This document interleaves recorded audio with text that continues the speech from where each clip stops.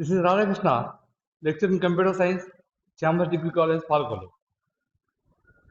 In this today's session, we are going to discuss about software requirement analysis. In the previous sessions, we discussed what is a software, what are the stages in software development, and different software process models. Similarly, we discussed how to estimate a project, how to calculate with Pokemon model, how to estimate efforts, and some project management tools. All these topics we discussed in our previous sessions. In today's session, we are going to discuss about software requirement analysis.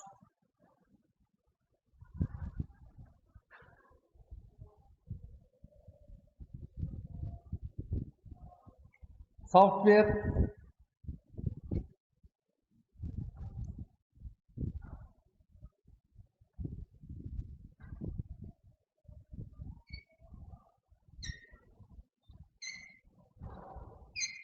analysis. This is very important concept for a software development because requirements gathering is one of the important tasks in software requirement analysis. What are requirements? Requirements are the user expectations about the software to be developed. The user will expect some reports, he may expect some menus and some other transactions.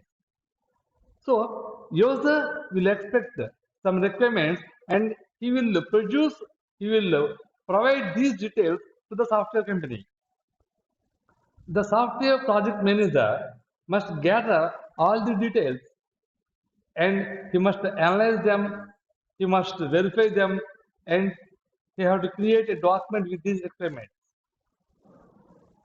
So, with the help of these requirements only, the project will be developed. Using all the given details by the user, the project team will generate a new project. So, these requirements must be expressed clearly without any confusion by the user. If any important requirements are missed, if any miscommunication is there, then it may lead to the conflict in the project. So requirements are very important aspect in a project development, in a software project development. To gather these requirements, the project manager will communicate with all the employees and the stakeholders of the project.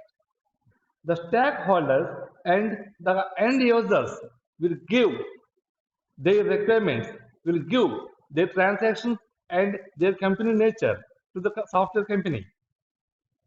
At the same time, they will give their requirements as per their language only.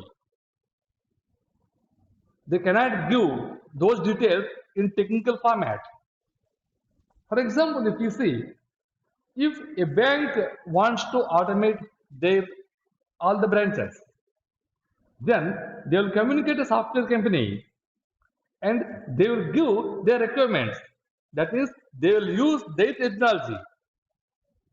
Maybe they may use demand draft, they may use some overdraft. Such terms they will use credit, debit, like that they will use and they will express their requirements. These must be transformed into technical form. So, gathering these requirements and analyzing these requirements is very important. That's why this software requirement analysis became as an important aspect in software development. In this, gathering requirements, analyzing them, verifying them, and scrutiny in the sense which is important, which is not, like that. This entire process is called as requirements engineering.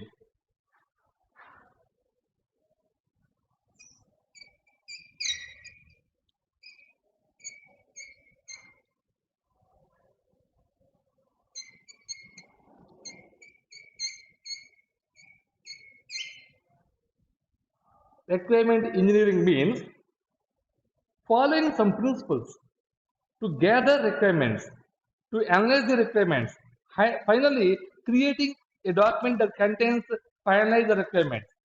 This entire procedure, this entire process is called as requirement engineering.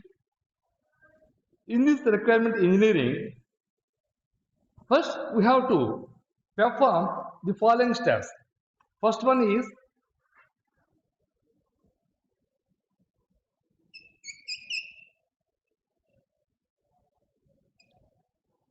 feasibility study, and next one is second one is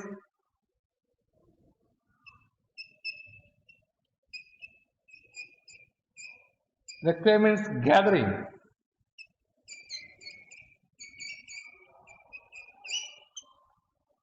and the third one is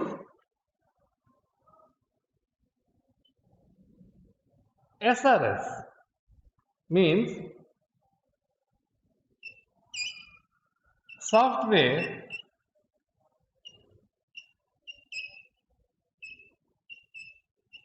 requirement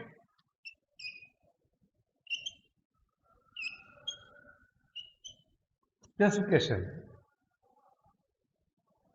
These are the main activities in the requirement engineering. Let us discuss one by one. Which one is the important and what are the steps we have to do in each one. First, let us see feasibility study. What is feasibility study? What is meant by feasibility? Feasibility means checking whether the proposed project, whether the proposed task is suitable to the company or not. Whether we have to go forward to complete the work or not. Before starting every work, we have to check, is it suitable? Is it beneficial to the company? Like that, we have to check. So this is called as feasibility study.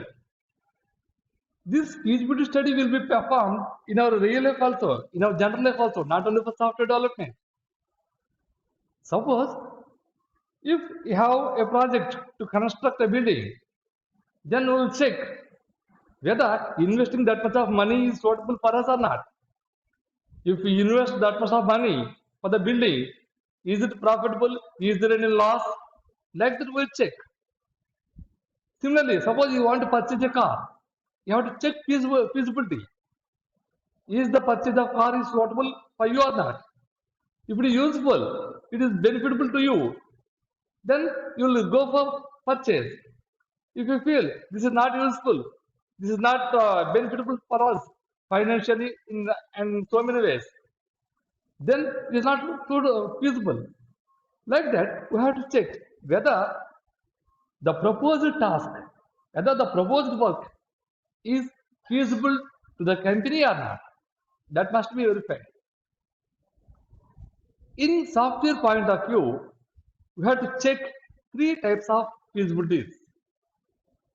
What are the types you have to check? First one is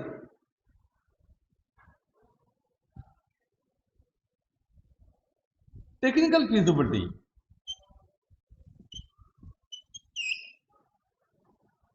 Technical feasibility, first we have to check. And another one is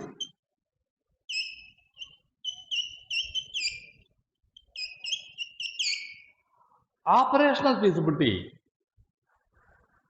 And third one is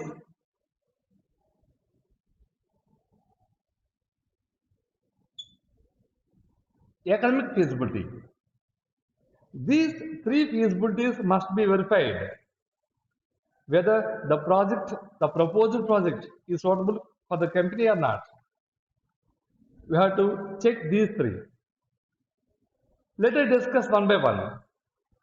The first one is technical feasibility. What we have to check in this technical feasibility? In this, first The facility to produce the output in given time is it there or not. In this, we have to check, is there any facility to produce the output in given time? That is first one. That is the first concept we have to check in this technical feasibility. The next one is response conditions we have to check. How the project responds in different conditions. When you are working very heavily with the project, when the end user is working with so many customers, if in heavy time also, how the project responds. That is the second one we have to check. Response time under certain conditions.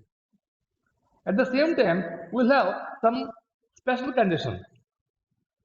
As I said, that is in heavy transactions time. And we'll have some other conditions like peak time of internet utilization, how it works. Like that, we have to check different conditions. In all the conditions, whether it is working with, whether how this is working, how the project will work. That we have to check. That is in technical feasibility. The second option we have to check. And the third one, the volume of transactions is response.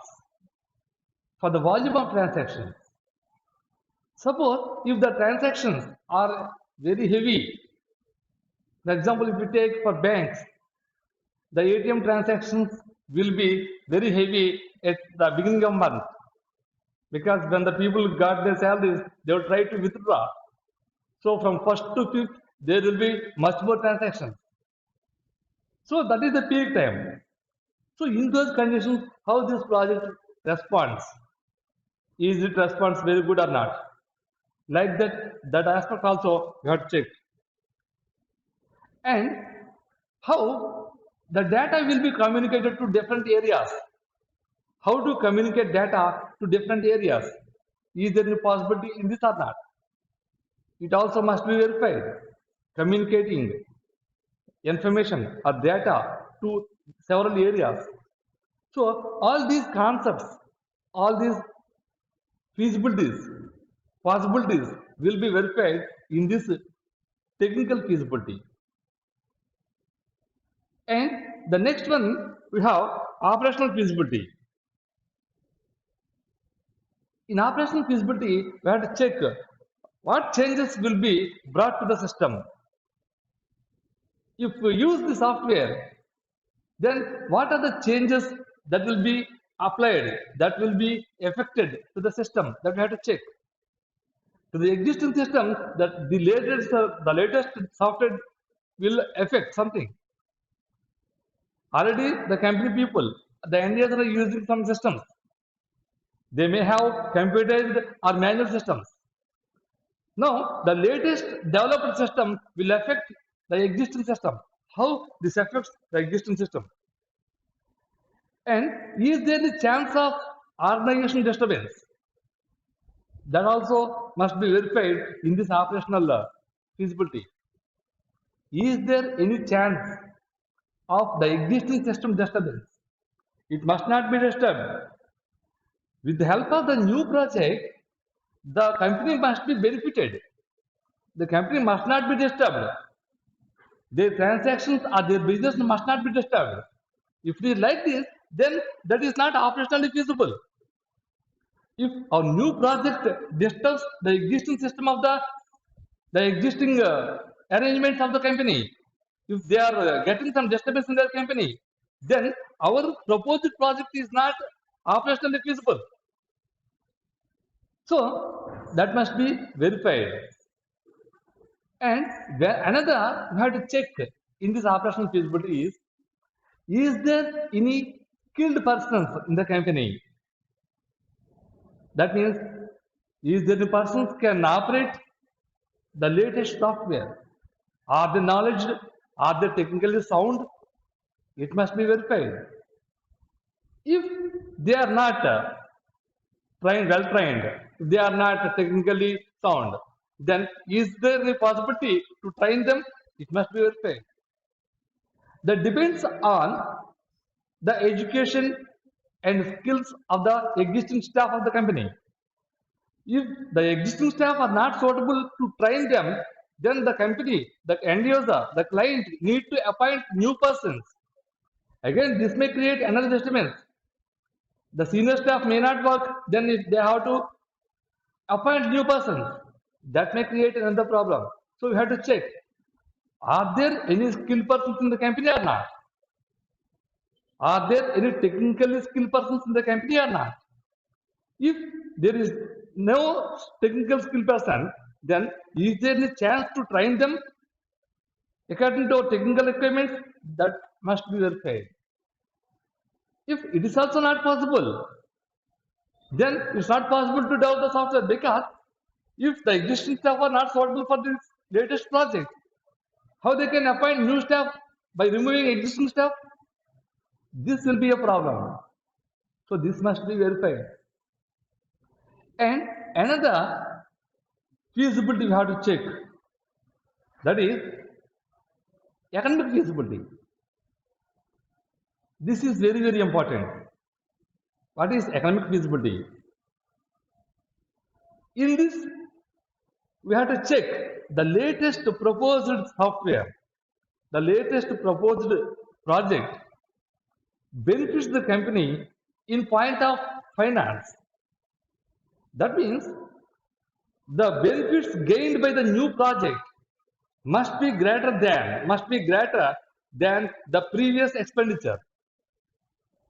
Suppose you are investing 10 lakhs rupees to develop this software. If the company is ready to invest 10 lakhs rupees to develop the software, they will pay some amount for software development, they will purchase extra systems, they will purchase some machinery like barcode readers, printers, scanners, computers, communication cables. They will invest something. So total, they are going to invest 10 lakhs rupees on this computerization. Now, we have to check whether the gained profits with the help of this new system are greater than this 10 lakhs or not. The benefits that may gain with the help of this new system must be greater than 10 lakhs rupees. If the benefits are below 10 lakhs, at the same time, now the investment is 10 lakhs, then this proposed project is not economically, that's what, financially suitable. When the company is benefited with this, it must be greater. The benefits gained by this latest project must be greater than the investment. Then only the project is suitable to the company. So these financial matters will be analyzed, will be studied.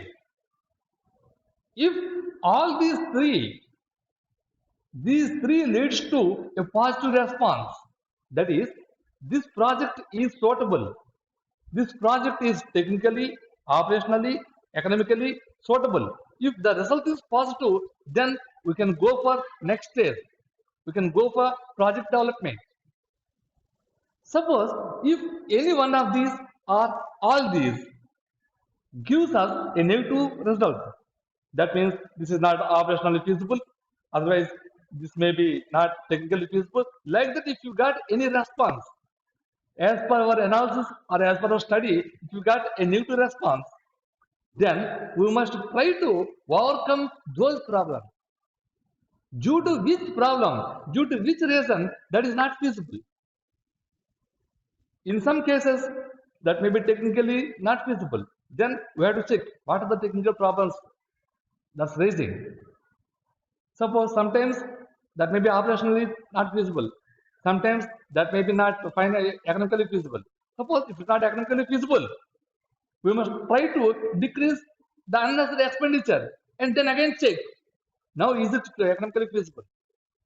Like that, we must try to check the problems in the feasibility and we must try to overcome those problems. If it is possible, find out the solutions. apply them, again check whether it is feasible or not. Like that, finally, we must get a positive response. Like that, if you got a positive response from this feasibility study, then only we can go for next stages.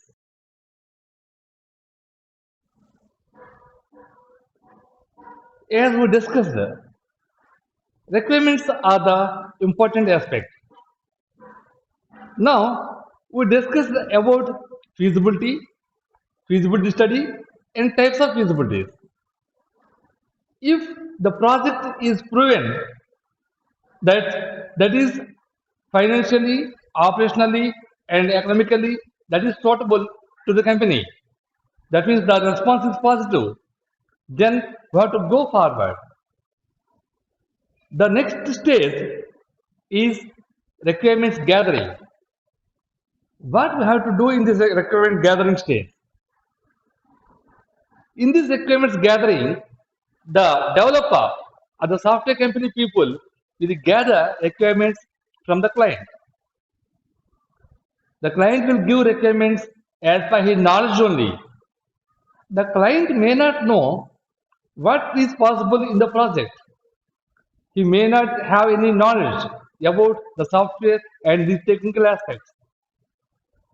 So, the client will give requirements as per his knowledge only. He may left some important requirements. So, these requirements must be gathered. Each and every requirement must be gathered. Of course, after gathering requirements, we can remove some requirements which are not. But we must gather each and every concept, each and every point from the client. At the same time, after gathering these details, we must check whether the client has given all the requirements. Sometimes the client may overlook, and due to lack of knowledge, he may not give some important requirements. So, in this stage also, the project development team or the project manager, the software development company team, must analyze the company details and they must identify extra requirements which are not given by the client. Like that, these requirements, each and every requirement must be gathered. After gathering, you can analyze them. We have to use, or we may left it, and you may add new requirements which are not given, like that. These requirements are so many requirements, but these requirements are mainly categorized as functional requirements and non-functional requirements. We'll see what are different types of requirements and its examples we will see.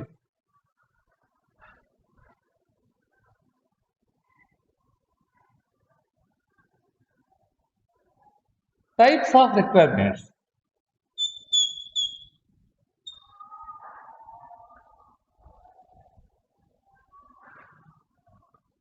We have two important types of requirements. Those are, the first one is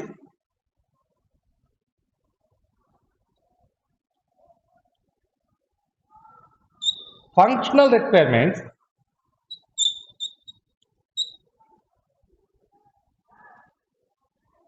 and the second one is non-functional.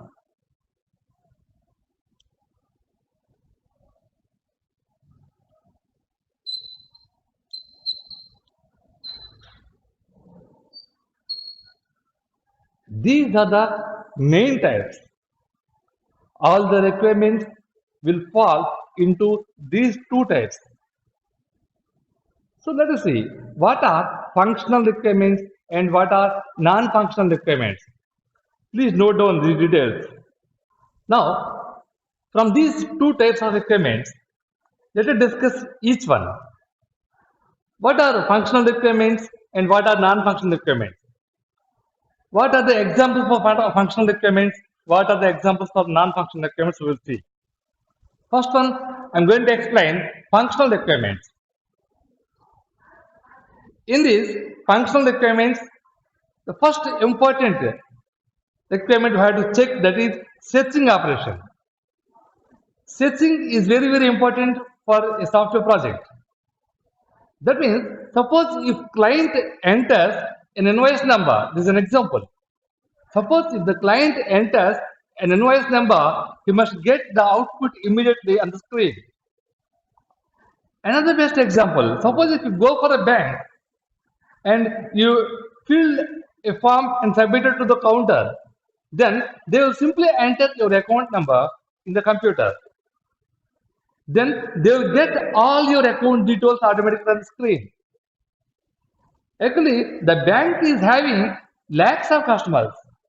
They are having lakhs of accounts.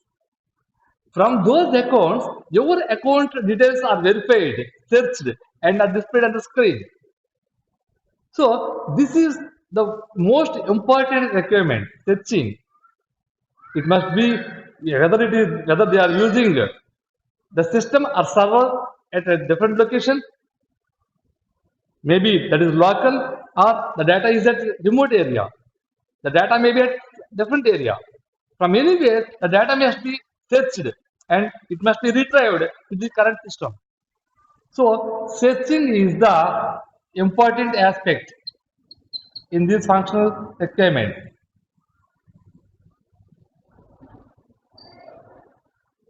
And another one is communication. Here, communication means it's not telephonic communication.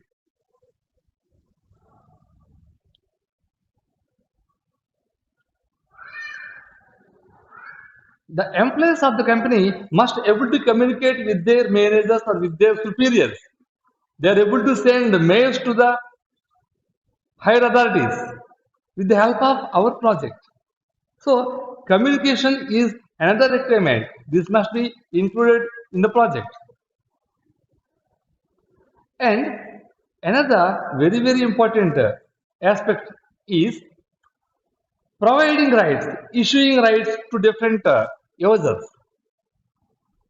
This will come into functional requirements, but here this is managing group.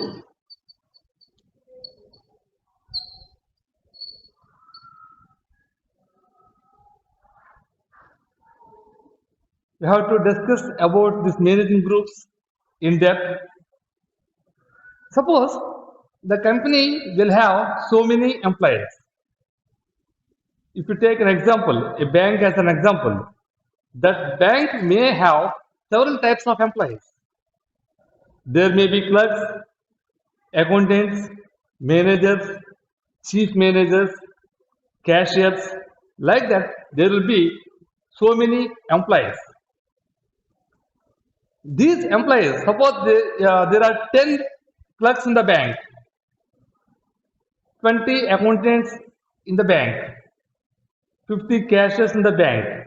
Like that, there are different types of employees, group of employees of same type of designation. In this, the overall entire data must not be available for everybody. All data must not be available for all the staff members. Suppose the data that is related to loans department, it must be available for the department employees only. It must be available for the field officer only. If a customer details, if you take customer details, those must be available for the that's what in counter. That is for cashier or clerk or accountant. For those employees only the data must be available. Loans data must not be available for some other department. So the related data, a particular data must be available to the respective, to the right person only. It must not be available for all the members, all the employees of the bank. Suppose if you take a manager, he must able to retrieve any data from the bank. All the data must be available to the manager. Only loans data must be available to the loans department or loan department employees or field officer. All the data of the bank must be available to the manager. All the branch details must be available to the managing director. Like that, we must able to decide which data must be available for which person, which designation. Such rights we must provide. So this type of facility must be available in our present software, in our present project. In this, issuing rights to each employee. Suppose you have 10 clerks in the bank. Issuing right to each clerk, issuing on a particular data, issuing rights on a particular data to a client is very lengthy process. Suppose I want to issue rights on customer details to a clerk, you can issue. But suppose you want to issue the same rights to 10 customers, 10 clerks, issuing to each and every clerk will become a lengthy procedure. For this, what we have to do? In this, clerks will be treated as a group, will be managed as a group. Accountants will be managed as a group. Managers will be a group. Like that, we must able to create groups and we must able to manage all those persons in that group. All those accountants must be added in this group. They must be maintained as a single group. And all the clerks must be maintained as a single group in the project. All the managers must be maintained as a group. Like that, we must manage all the users, all the end users, all the employees as groups. When you want to issue rights to clerks, simply we can issue rights to that clerks group only. It's enough. If we issue rights to this clerk group, all the end users, all the employees in that group will get rights, all the rights applied. If we apply rights to accountants group, then automatically all the accountants in that group will get all those rights. Like that, you must able to manage all the employees, all the end users as groups. This is another functional requirement. This must be handled carefully while developing the project. Please study all these one by one. And another one is the project must be as per the business rules only, as per the administrative rules only.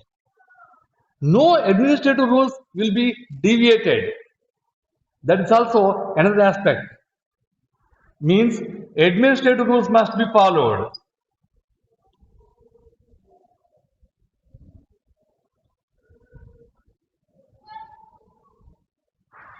These must be followed.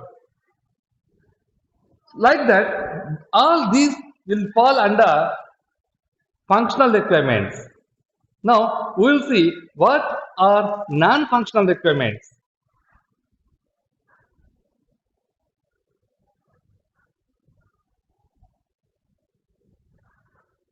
To study this one, what are non-functional requirements?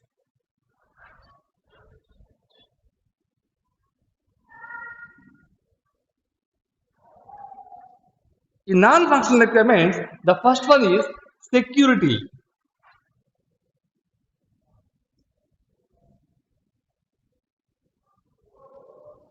We must provide some sort of security to the database because the company details are recorded in this project. The data of the company is very, very important. If it leaks out, then that may damage the company. So you must able to provide much more security to the database.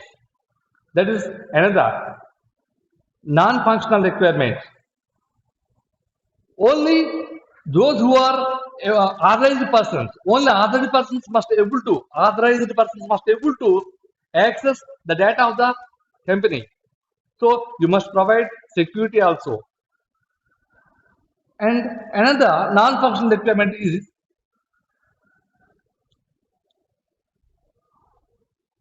logging. Means Every end user must able to log in into the system. One user should not try to access, one user should not able to access another user's account. If a user wants to work with the project, he wants to work with the system, then he must enter his username and password. Then he will enter into his account only. He must not be able to access other users' account and other users' details of transactions. This security will be provided with the help of passwords. Today, we are getting so many other equipment like biometric. With the help of fingerprint, the biometric system verifies the authorization, the authentication of the user. And iris, by scanning our eyes, the password will be verified. Like that, the end user must able to log into the system. That is another aspect we have to check. And another one is storage. Storage requirements. How much data will be stored? How much storage is required? This must be verified. That will fall under storage requirements. And configuration.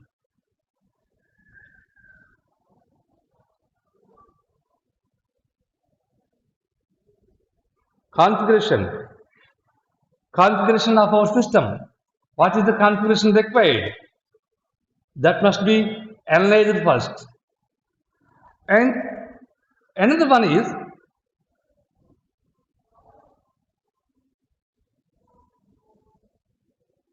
performance. The performance requirement. How performance is required? How speed the system must respond? It must be verified. It must be finalized before going forward. And cost. All these aspects affect our functional requirements. And interdependability.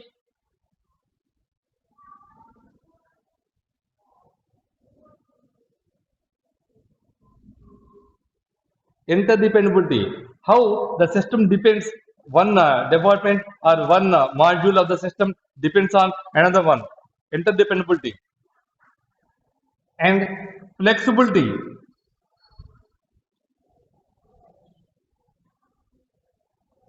Flexibility also will come into non-functional requirement. And one more important requirement is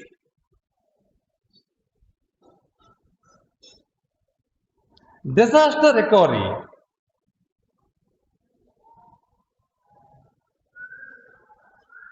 Disaster recovery is most important. Just let us discuss about disaster recovery also.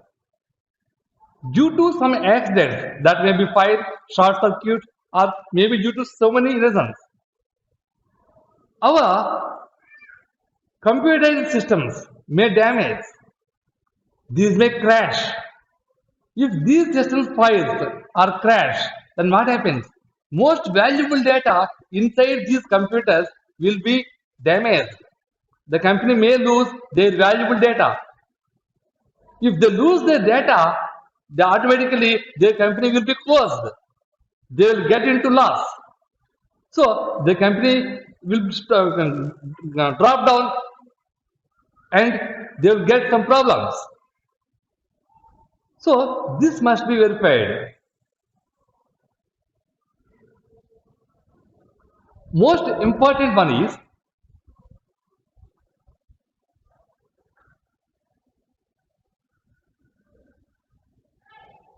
and another important aspect is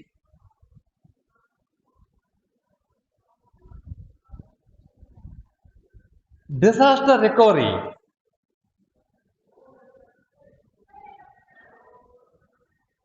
In this disaster recovery, what I have to check?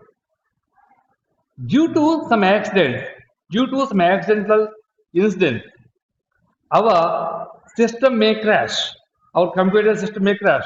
That may be due to fire, that may be due to short circuit, or due to some attacks from outer. May what the reason may be anything. There may be some crash in the system. If the system crashes, automatically the most valuable data which is stored in our computer system will be lost. In these cases, automatically the company will get affected. The company will be closed. The company will get into loss. So, if any disaster raised, then immediately the company or our software must able to recover from the disaster. It must automatically recover from the problem, and the company will continue automatically smoothly. In these disaster cases also, our project must have a mechanism to recover itself. If any crash is raised, there must be some mechanism to recover data, to recover existing system.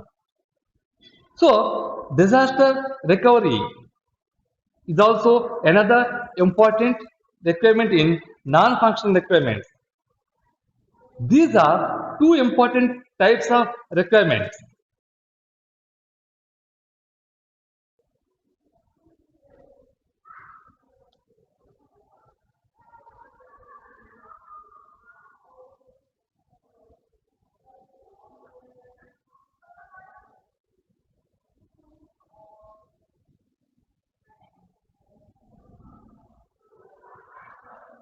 What is user interface?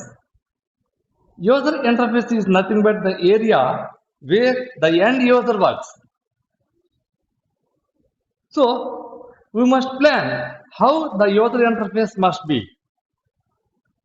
This area is very, very important. Depending on this user interface only, the user is able or the user is interested to work with that software.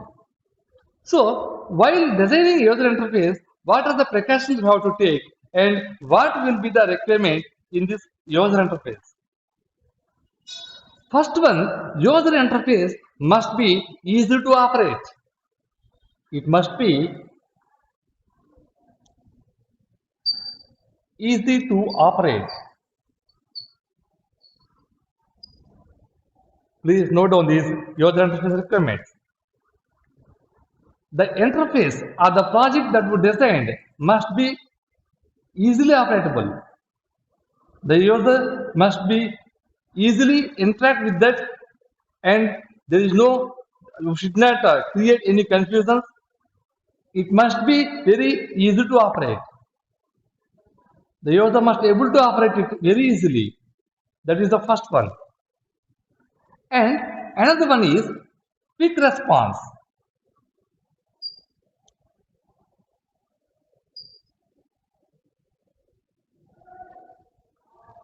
The response of the system must be very quick.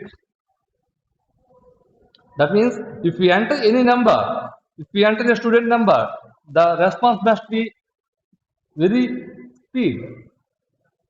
It must not take much more time to retrieve. So like that, the user interface must be designed like that. And next one is error handling.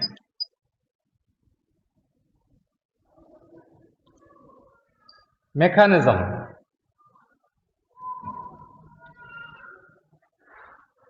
There must be error handling mechanism. If user makes any mistake, it must be handled. The proper error messages must be displayed automatically. Automatically, the error must be displayed. Accordingly, the user will take corrective action. So, error handling must be available. And one more thing is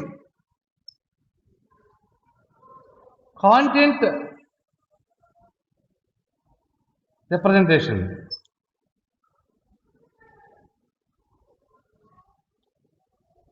Or content presentation. Please study this. Means content must be, all the important valuable content must be displayed.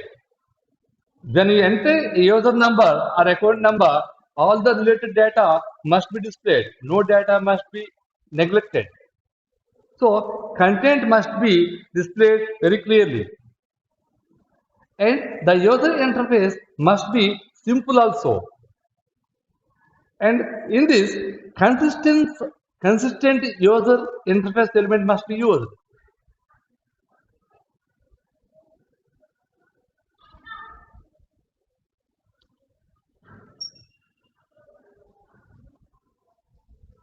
User interface element.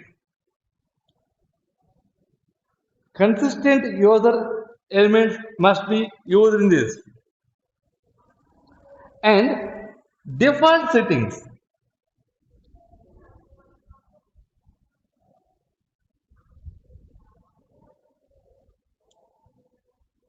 Must be available. Default settings means, in some cases, for entering values into our system, you should not enter each and everything. Some values will be default. These values must automatically come into the user interface. Suppose if you are trying to enter today's date, you should not enter the date. The date must be displayed on the screen. Automatically, the date must be extracted from our operating system and it must be displayed on the screen. Every time you should not enter the time, date and time. So, like that, we have to provide some default values also. And apart from this, we have some other requirements. Colors is also another important requirement. We must use proper colors while designing user interface. Should not use very bright colors which affects the eyes of the user. So while designing user interface, you must concentrate on colors that you are using in user interface. These must be very pleasant and must not create any problem to the eyes of the user. So the developer must concentrate on this color sense also. Similarly, content-centric concentration is also required. Means, while using the particular user interface, the user concentration must be on important points. Important items must be highlighted. These must be elevated. So, like that, the user interface must be created. So, you can take today's ATM machine as the best example for user interface. Because if you observe ATM machine, in that we're having all the items on the screen, simply you are touching. That means every person, every people, those who are not knowledge in computers, they also can operate the ATM machine. In that machine, they are using very better colors. That means, suppose if the background color is dark and the foreground color must be light, and if suppose if the background color is light, the foreground color must be dark. Like that, the screen must be user friendly. At the same time, the options that you are using in that screen will have so many types of controls. These will be called as radio buttons, check boxes, command buttons, text boxes, like that. There will be so many controls. So we must use all the available controls on the screen to make the working easy. And health information is another important aspect.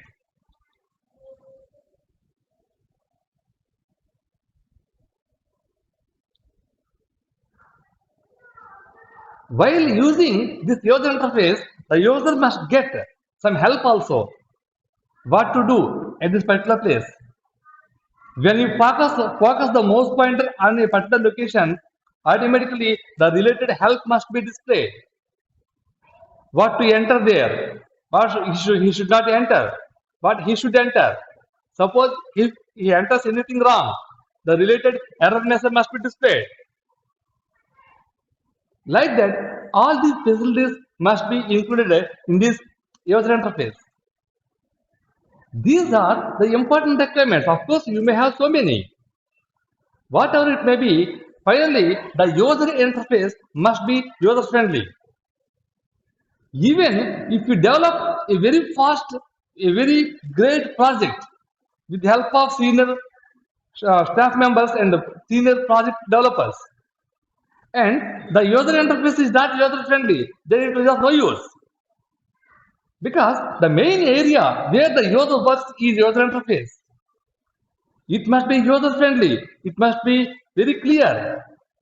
If this is not clear, this is not convenient, if it is not user friendly, it will have no use. The project is useless. So here the background work, even if you use the senior managers and very experienced person to develop the software, at the same time you must concentrate on this user interface developments also.